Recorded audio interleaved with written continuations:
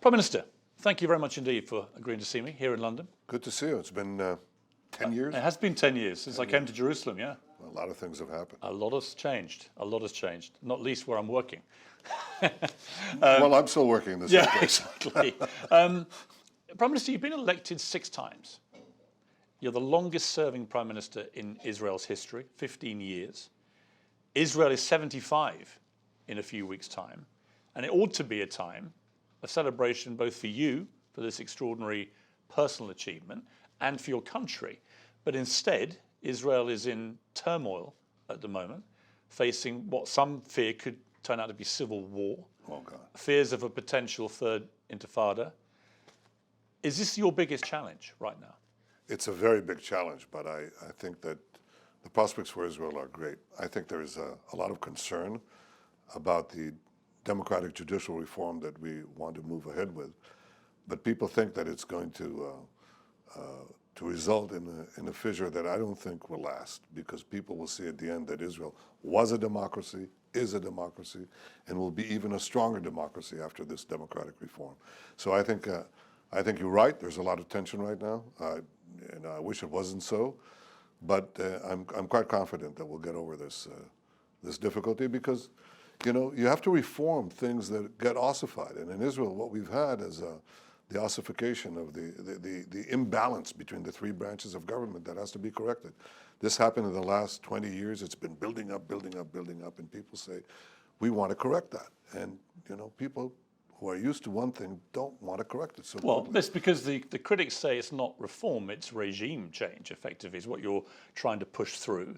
They say that what this bill will do, it'll arm you, the Prime Minister, with the power to appoint judges that you want, and for your government to overturn any judgment of the Supreme Court that you don't like, as long as there's even a 1-vote majority in the Knesset. In other words, the judiciary, they say, will be neutered, and with that, the rule of law, and with that, democracy itself. Yeah, well, let's take that apart one by one. The first thing that has to be understood is, what is a democracy? Democracy is majority rule with the protection of individual rights.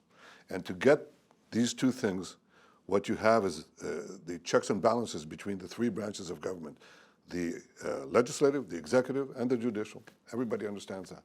In Israel, over the last 20 years, that balance has been taken off the rails, because the judiciary became not independent. It's always been independent, will always be independent. It became all-powerful.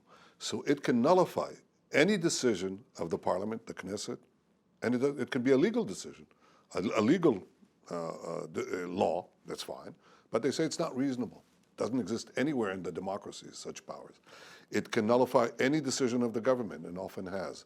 It can nullify any appointment of the government. It can intervene in military matters. It can intervene in our battle against terrorists. It can intervene in taking gas out of the sea that costs us billions of dollars. I finally got it out. All these things are unacceptable. But it's called, well, hang on, it's called checks and balances. Well, there is no checks and balances. Yes, but it's the only check and balance in Israel to the government. No, right? no, it's not. In all democracies, there's one other thing, and I'll answer your question one by one. It's important. There's one other thing that characterizes this, the judiciary in Israel, and that is that the judges veto the appointment of judges. They effectively select themselves. In other words, that doesn't exist in any democracy. The reform that we're dealing with right now corrects that. It allows for a balanced. Well, it means that you can pick them. No, I can't pick them. In fact, it's an even thing between the majority and the minority, the coalition and the opposition. It's in fact not that one side can pick them, but by the way, in most democracies, with the exception of Britain, by the way, they all judges are chosen by elected officials. And in Israel, the discussion is so narrow and so one-sided that they say, how could it be that judges will be chosen by elected officials? And I say, hello? This is what is being done in every democracy. But why is someone like you, who's always been such a staunch defender of an independent judiciary in Israel, why take a move that even some of your close colleagues and supporters say is a step too far in infringing on that independence? I absolutely will always defend the independence of the judiciary, and the way that's achieved in all the democracies in which judges are appointed by elected officials. In America, for example, who picks the judges? The Politicians, the president. The politicians then have to affirm. By the way, that's replicated more or less in most of the democracies in one way or the other. Well, how are the judges independent? They're independent because once they're there either until retirement or until life. And that's what happened in the United States just now. I mean, the former president chose some very strong conservative judges, and the first opportunity, they voted against them because they're independent. So the independence of the judiciary will always be maintained. I think that the important thing to understand... But that's not how people are seeing this. Because they don't know the facts. Well, they studied the bill and they say they're presenting it as an autocratic move. No, they're framing it as such, but they haven't really studied the But bill. is what you're doing really consistent with what you said in 2012 in the speech? Let me remind you of your exact words then. Mm-hmm. I believe that a strong independent court allows for the existence of all other institutions in a democracy. I ask that you show me one dictatorship, one undemocratic society where a strong independent court system exists. There's no such thing. In places with no strong and independent court system, rights cannot be protected. In fact, the difference between countries in which rights are only on paper and those in which there are actual rights, that difference is a strong independent court. This is the reason that I am doing and will continue to do everything I can to protect the court system and make it strong and independent. I will continue to operate this way every time a bill comes across my desk that could harm the independence of Israeli courts. We'll take it off the table. That's you, 2012. And now here you are, 11 years later, you're the one putting the bill on the table, which many people on all sides of the divide in Israel say is achieving the exact thing you were so keen to avoid. I stand by everything that I said. An independent court, a judiciary that is independent is something that was in Israel and will remain in Israel. But here's the thing. In the last 10 years, the judiciary went from being an independent judiciary to an all-powerful judiciary. The balance of the three branches of government says that you have to have three branches that are balanced. In Israel, you have like one big trunk, the judiciary, that's what's developed, with two little twigs on the side. That's not democracy. Democracy means that every branch of government balances the other. And that's, in Israel, it's the most judicially activist court on the planet. But people would rather, in Israel, it seems, judging by these mass protests, hundreds of thousands of people out on the streets protesting every weekend now for nearly 3 months. You've got generals, scholars, entrepreneurs, former heads of Mossad. Some of your closest political allies have come out and attacked this and said this is a judicial coup made by the majority in order to grab power away and not give Israelis the protections in law they're entitled to. Reservist fighter pilots refused to attend a training exercise, this week joined by 650 members of the IDF Special Forces Command. This is uncharted territory for Israel. And you've got Army General Staff, senior military officials who believe this is now imperiling the security of Israel. And you've always positioned yourself, I know this because you've told me yourself before, as Israel's Mr. Security. Well, let's again, if you'd allow me to answer the question, I will. Okay, so the first thing is, I think balancing the judicial, having the judges not select themselves, which is what this bill is about, does not only weaken democracy, it strengthens democracy, because in all other democracies, with the exception of the UK, and there may be one more exception, the judges do not choose themselves, the elected officials do. And that's what this bill does, and I think it's right. On the other hand, there is one consideration that the critics and the opponents of this judicial reform raise, and I think it's a valid concern, and that is you want to go from one extreme to the center. You don't want the pendulum to swing to the other side, where the Knesset, our parliament, can nullify any decision of the Supreme Court. And I think that requires a balance. I agree with that. So it has to be in the center. So you are going to rein back then on this current proposal? Yes, I said that. How significantly? Well, I said that there's not going to be this unlimited power. When you want to restrain unlimited power, you don't go and give the parliament unlimited power over the court. But that's what they say this current bill does. I explained very clearly that as far as I'm concerned, that will not happen. So I think you need to reach the happy center. Now, the other thing is, look, I don't want the army, look, I think a lot of people go to these demonstrations. They're patriotic Israelis. They want the good of the country. But a lot of them don't actually know the details of the bills, just like I just described. They don't even know that the leaders of the opposition, that are now going to these demonstrations, they themselves argued that the court, the way we select judges, should be changed. They themselves did it before the election. So all these people protesting just don't get it. Many of them don't. Many of them. Isn't that slightly patronising, Prime Minister? No, I don't think so. To tell your own people who are protesting in hundreds of thousands. I didn't say that all of them don't. No, But you many implied of them it. don't. They just don't understand. Well, listen, you have to see the mainstream media in Israel that is going on this like a huge propaganda campaign. Well, the added complication for you is that you, of course, are still going through an ongoing trial that is suspended while you're Prime Minister for corruption and bribery. It's not suspended at all. It's going on all the time. So it's going on. It's going on, and in fact, it's unraveling. The charges, the charges that were put before me were ridiculous, and they're just unraveling in the court. You're discovering things like prosecutorial intimidation of witnesses, the blackmailing of witnesses, tampering with evidence. But here's the point. So all of that is coming out, and Robert, that you would agree. that will be dealt with in the trial. The judges that are going to decide this case have already been selected. They will not be affected by this legal reform. Here's the point I was going to make, is twofold. One, the Attorney General, Gali Baharav Miara, says you've broken the law by directly involving yourself in an overhaul of the judiciary when you're facing an ongoing corruption trial. She said it was illegal and tainted by a conflict of interest. That's completely false. I maintain the same conflict of interest restraints, and I'm abiding by every consideration. That my case is not going to be affected by this legal reform one iota. But what happened But to insist, I am the Prime Minister of Israel. Israel is going through the most acute crisis in many years. You yourself said how important it is. To say that the Prime Minister of Israel cannot deal with something to try to bring a resolution to this crisis, cannot speak about it, cannot try to resolve this issue, cannot take care of the security of the country, which you yourself say may be impacted by this. This is absurd. If it was an opposition leader who was in power, who was going through a corruption and bribery trial, I don't think you'd have the same view. I think you would say. I think you'd say there's a clear conflict of interest here. I'd say no, there isn't, because the trial or my legal proceedings are completely unaffected by this reform. So the Attorney General, I mean, if the statement is that you've broken the law, you're saying as Prime Minister of Israel, the Attorney General's wrong about the law. Well, of course I'm saying it. I said it openly, and it's not a question. We have a disagreement on that. And in fact, that's going to be brought up in court proceedings. I think it's wrong.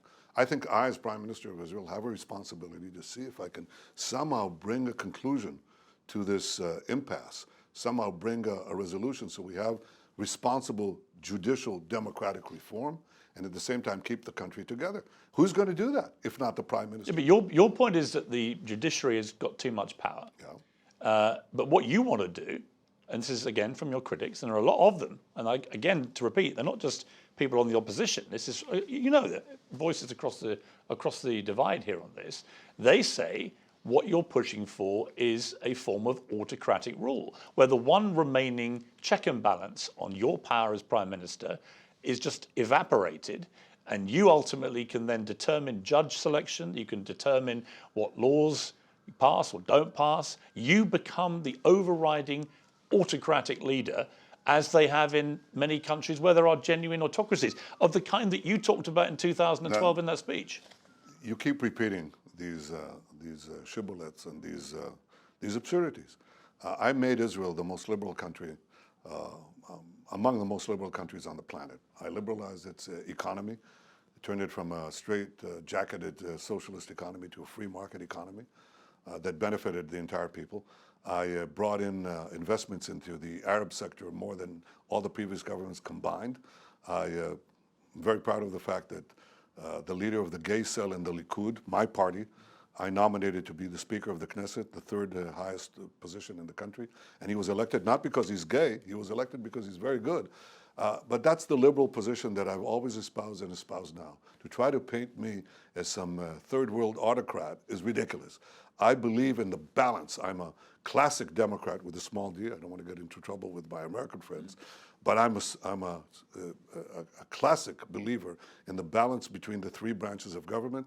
That's what ensures democracy, and it's been thrown off balance in Israel. We have to bring it back. It will not give any power. I do not select. What happens when the I do not select the judges. In fact, they'll be selected by a composite committee. It's not important right now, but the majorities, minorities, they all have their place in there. So this is complete falsehood. But what are the concessions you're going to make from the current bill to appease those who say what you're doing is taking it from one extreme pendulum in your eyes to another? The most important thing is indeed to restrain the power of the parliament to strike down any decisions that the Supreme Court makes. I think the Supreme Court deserves its place under the sun, its powers, but it just has to be, there are no checks and balances right now in Supreme Court power. So you want to get some checks and balances on that, but you don't want to eliminate checks and balances on the But you want to stop the Supreme Court from interfering in any... No. It's called against basic laws, which form the constitutional framework, if you will.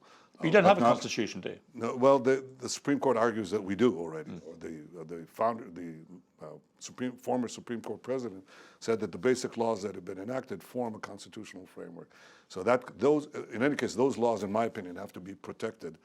The Supreme Court can't challenge them, but it can challenge other laws. And the question is, what is the majority that is required in the Supreme Court to strike down a law?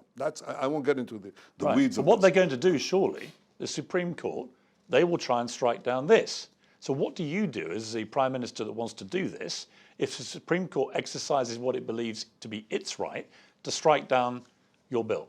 Well, I think that it's never happened before that the Supreme Court strikes down basic law. This is a basic law.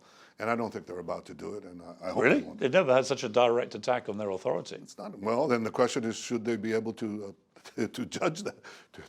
That's a question. Well, it seems that the people of Israel who are protesting every week and all these eminent people who are commenting about this, they prefer the current situation to one where the power moves to the Prime Minister. It doesn't move to the Prime Minister. It's got nothing to do with it. The Prime Minister gets no power. To politicians. Yeah. Well, then you have to ask yourself, if that were the case, I don't see any democracy that has such extreme powers of the Supreme Court as in Israel. There's no such democracy. So are they not democracies? Are they dictatorships? Of course not. They're perfect. When you are trying to take some power away from any branch of government, and in this case from the judiciary, they don't want to take it away. Right now you have a situation where 15 unelected members of the Supreme Court effectively govern Israel. They can decide things that affect our military, our economy, our foreign relations, our battle with terrorism. Is that right? Is that democratic? No, it's not democratic. You want to correct it. Israel is democratic in the sense that you vote for a government, but when you vote for a government, you want that government to govern.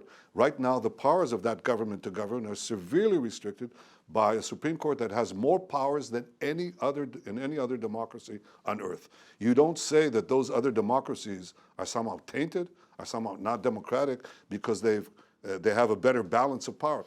And trying to balance it is difficult. I grant you that. You can see how difficult it is. Right. I don't deny it. And I understand the concerns of those who are generally worried about the future of Israel, but so am I. And I would not let Israel become less democratic. I want it to be more democratic. But you've always been a politician, it strikes me, who's got an instinct for what the people are thinking. You must be aware the scale of this is like nothing you've ever had to deal with in any of your terms of office, any Israeli Prime Minister. This is unprecedented for you. And there comes a point when if you're just going to keep pushing up against this gigantic, ever-growing hill of opposition, including members of your own government who've said you should stop this and negotiate, what is your response to that? Well, I was the first one to call for negotiations, even though I was in a curious position, because they told me you can't deal with the actual workings of the bill, so I didn't. I actually didn't. But I did call on the opposition to join the coalition, the government, to discuss reaching some kind of compromise. And I've called for 3 months, and they haven't come. So you ask yourself, and when they say, let's halt it, I said, you just wasted 3 months. Why don't you come in and talk? Get into the room, start saying what your concerns are, like the ones you raised here. Our people will give their responses. We can, I think we can figure out a middle way that will be, I think, successful. By the way, I still hope that will happen. Remember that the bill that is now in Parliament as we speak is one component, just one component. It really deals only with the selection of. But you know how big this is blown. You went to see Rishi Sunak, British Prime Minister, yesterday, and in their readout of your meeting, it spoke about the desire to save Israeli democracy. Curiously, in yours, I'll read the exact wording, it said the importance of upholding the democratic values that underpin our relationship, including in the proposed judicial reforms in Israel. But in the statement from your office, didn't mention that. Why? Well, because we spoke for about an hour, and the Prime Minister indeed raised that issue.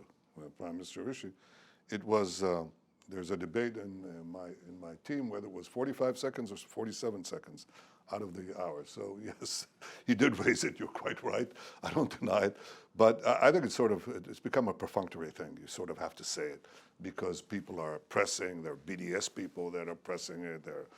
It's become a political hot potato in Israel. So the opponents have their supporters here, and they're pressing on the various governments. I understand that. And look, people don't necessarily get into the details of it, but I do. But the American president has also said the same thing. Joe Biden. Yes. He's also said that to you. Yeah, sure. I spoke to him the other day on the phone. But and what did he say to you? Well, first of all, we spoke about Iran, as you could Of course, imagine. and I'll come to that. And a lot.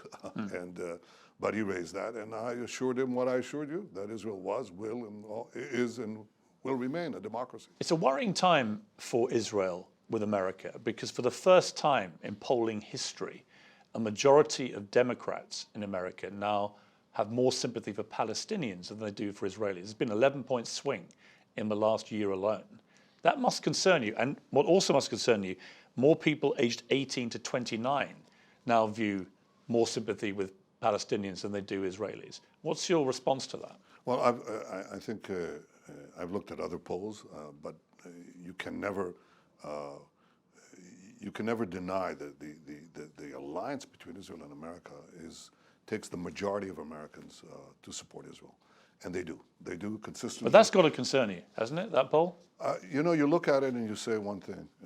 America's changing not vis-a-vis Israel. America's changing vis-a-vis America. But one of the reasons and you've often said that. Well, yeah. Yes, but America's changing vis-a-vis America, and therefore it changes vis-a-vis Israel. But I think the main bulk of the American public, by the way, across the political spectrum, a wide berth of the political spectrum, support Israel because they see Israel as representing the values. Right, but not Democrat supporters and nor the young ones, 18 to 29. Well, there's a question of where that goes and whether this pendulum doesn't swing back, One of the reasons is they cite, a lot of them apparently, your very close relationship with Donald Trump. They think that you really pivoted to him. You described him as the greatest friend Israel's ever had in the White House. I said Israel had no greater friend in the White House. That's true, because he did some very good things. He moved the embassy to Jerusalem, recognized Jerusalem as our capital, recognized our sovereignty in the Golan Heights, and went out of this disastrous Iran deal, nuclear deal that would have paved Iran's path with gold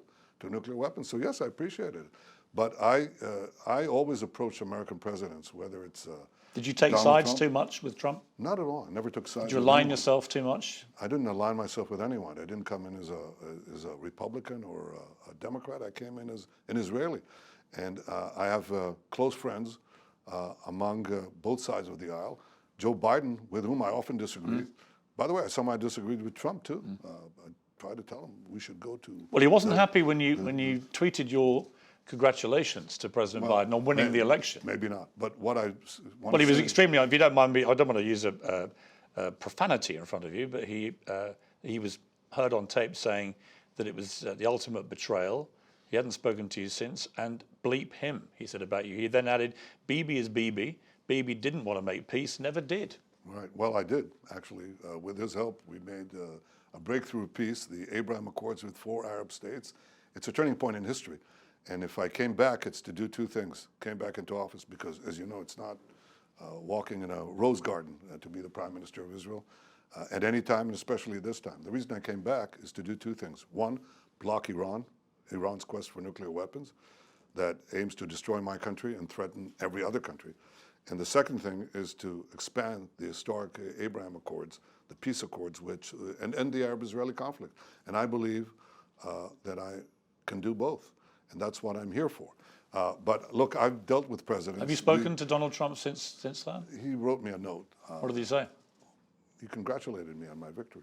Did he? Yeah. So have you made peace? Have you spoken on the phone? I never made war. I mean, he might be back in the White House next year. Look, I have to tell you, Joe Biden has been a personal friend for over 40 years, and I've disagreed with him. Donald Trump has been a great friend, and I've often disagreed with him. Not often, but sometimes. And the same happened with other American presidents. I represent the people of Israel, a people who for 3,000 years, actually 3,500 years, is trying to survive and revive itself in our ancient homeland, and we did. It doesn't go without problems, as you can see. It doesn't go without debate. Israel is fiercely democratic, fierce debates. But I believe that my mission is to assure that Israel is sufficiently strong militarily, economically, diplomatically, to defend itself against the likes of Iran. How did you feel when... They want to wipe us off the planet. I'm going to come to Iran in one moment. How did you feel about Donald Trump having dinner with Kanye West and the white supremacist Nick Fuentes? That was horrible. Two people who spewed a lot of anti-Semitic I thought stuff. it was horrible, and I said so. I think it's a big mistake. It's wrong. It's wrong from every point of view. How damaging is it when someone with Kanye West's following suddenly seems to go rogue anti-Semitic in the way that he did? My father was a great historian and a historian of anti-Semitism. It goes back about 2,500 years as a sort of a doctrine that keeps changing. But basically people say there's trouble in the world, I want to blame the Jews. We have a setback here or a setback there, blame the Jews. The communists say the Jews are the capitalists say the Jews are the communists, blame the Jews. So, you know, that's a deep-seated pattern. It should not be countenanced, it should not be accepted, it should be rebuked and condemned, and that's what I do. And I don't care where it comes from or from whom. Let's talk about Ukraine briefly, if we may. I interviewed Governor Ron DeSantis, the Florida governor, a few days ago, and he said that Vladimir Putin is a war criminal and should be held account for his crimes. Do you share that view? Well, I think that I share the view that the Ukraine war is a horrible, horrible tragedy, that it should be, if I can do anything to help stop it, I will. And I'll refrain from saying more because I might be in a position to help stop it one day. And have you been asked to, I know you were asked at the start to try and mediate perhaps. Have you been asked again? I haven't been asked officially, but I received unofficial approaches from, supposedly from both sides. I don't want to say more than that. At the time I wasn't the prime minister. I said there's one prime minister at the time, and I'm not going to jump in. And if the opportunity arises where there's a realistic chance that I can help stop this tragedy, this horror, there's no other word, then I'll do it. But it wasn't a legal invasion, wasn't it? I mean, it broke every international law. No, it's not the question. The question is, where is the, what is it that you can do to stop this horror? And, as long as there's a glimmer of a chance that I can, I'll keep that glimmer alive. Iran now can enrich uranium to 84% purity, which clearly is a dangerous situation, not least for Israel. They might see what they perceive to be, from what they've read and heard, an unchecked Israel government packed with what many people view as extremists, as a as a threat to them. So, okay. Well, let me just put that to you, because people have said that. Well, they say a lot of silly things. I mean, this is silly. Israel is a... No, this has come from Israelis who fear that may send the wrong message to Iran. Well, I think that's nonsense. I mean, I think all Israelis are united in seeing the danger of a nuclear Iran. All Israelis understand that, at least I understand, that it's my responsibility as the leader of the one and only Jewish state, which Iran calls for its annihilation, to do everything in our power to stop it. And Iran should know that I and Israel will do everything we can to stop it. It's got nothing to do with the composition of the government. It's got everything to do with the composition of our history and the fact that they're calling for our destruction. Rishi Sunak said again in the readout from your meeting, our governments will continue to work closely together to push back against aggression from Iran and manage the risk of nuclear proliferation. But in reality, what can someone like Rishi Sunak on behalf of Britain do to help you in this situation? I think, first of all, it's important to say it. I think it's important also to apply economic pressures. I think the combination of crippling economic sanctions and a credible military threat can hold back Iran's nuclear ambitions. I don't think without a credible military threat, you're not going to stop Iran. Just as the only thing that stopped Saddam Hussein was a credible military action on our part. The only thing that stopped Syria,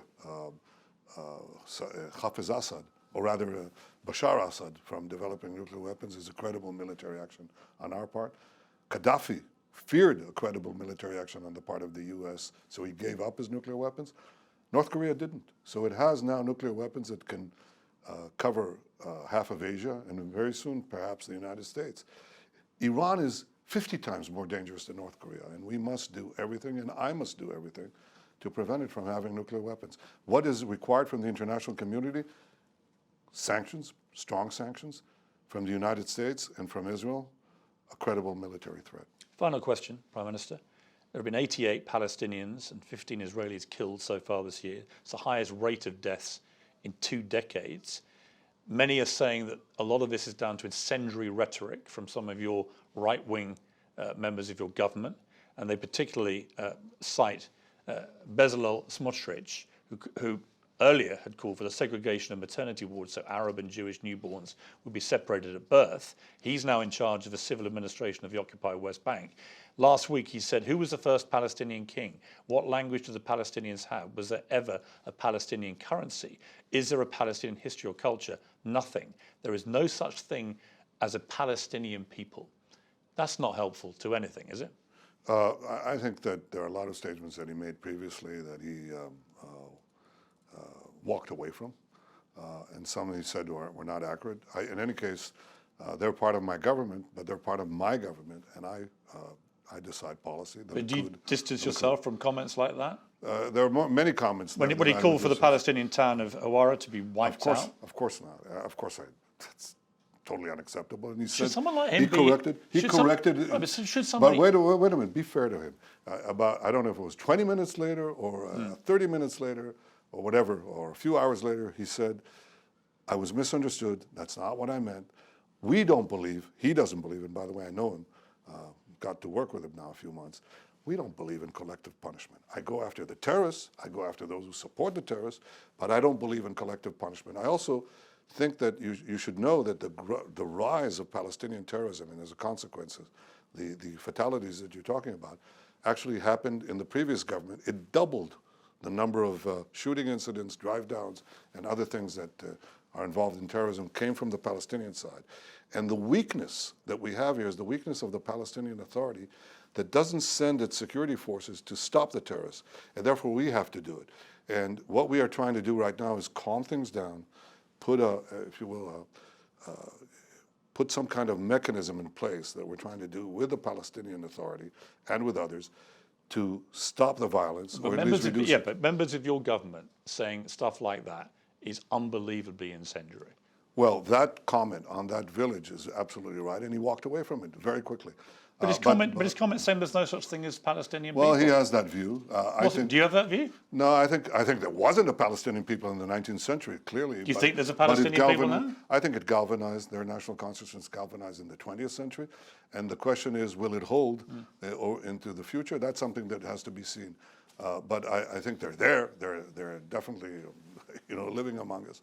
And we have to live among them. The problem we have with them is that they say, you're not going to live among us. The problem, the reason this conflict persists now for 100 years is because the Palestinians, led by irresponsible leaders, are resolutely opposed to a Jewish state in any boundary. So it doesn't make it, no one succeeded. Previous governments, very left-wing government, generous governments, unbelievably concessionary governments, they gave everything, nothing helped because they are not interested in a territorial resolution. They're interested in the dissolution of the one and only Jewish state. But so far this year, 6 times as many Palestinians have died as Israelis. That's just a fact. Well, do you want to compare what happened in other? I'm just saying this year. You want to compare other conflicts, include global conflicts? No, I'm saying this year.